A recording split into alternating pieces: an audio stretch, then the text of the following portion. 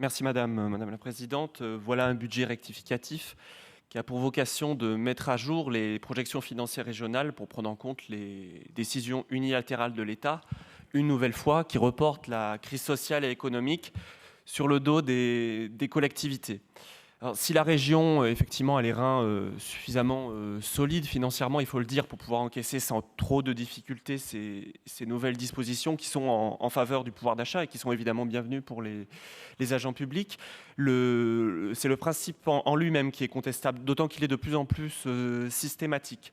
On assiste à la faillite d'un État à la dérive, qui se défausse de ses responsabilités sur les collectivités et sur les corps intermédiaires, d'autant que les mesures qui sont prises sont des mesures, j'ai envie de dire, des mesures correctives, des mesures d'appoint, qui ne traitent pas les causes profondes de la crise économique, mais qui se contentent de distribuer, encore une fois, pure perte de l'argent public, sans s'attaquer véritablement aux problèmes structurels de notre pays.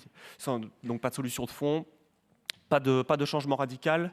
Tant qu'il n'y aura pas de changement radical, comme je viens de le dire, les problèmes continueront de s'aggraver et ils obligeront l'État à continuer de dépenser, comme dans le cas présent, d'imposer de nouvelles contraintes aux collectivités.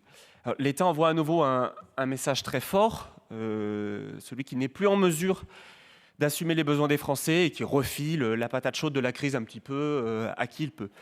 Ça coïncide parfaitement avec la situation politique et institutionnelle de notre pays. On a un gouvernement qui est même plus capable de faire passer ses textes budgétaires et ses réformes structurelles, qui doit passer en force puisqu'il n'a pas de majorité politique à cause de sa mise en minorité au Parlement. Il n'a pas de majorité démocratique au regard de son impopularité.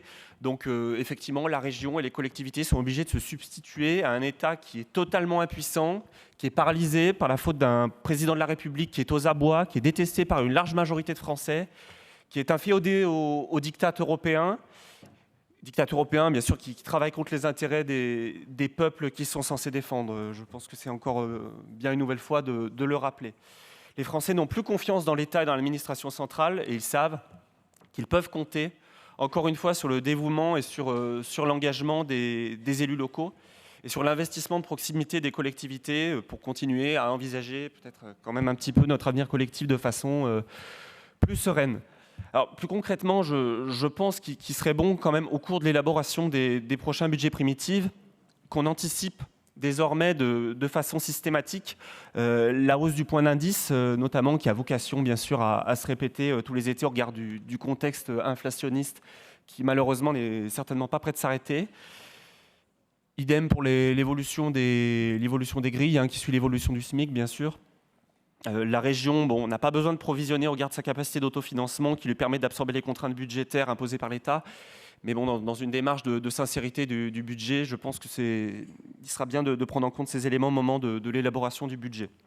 Sur les déploiements de crédits envisagés, il n'y a pas grand-chose à redire.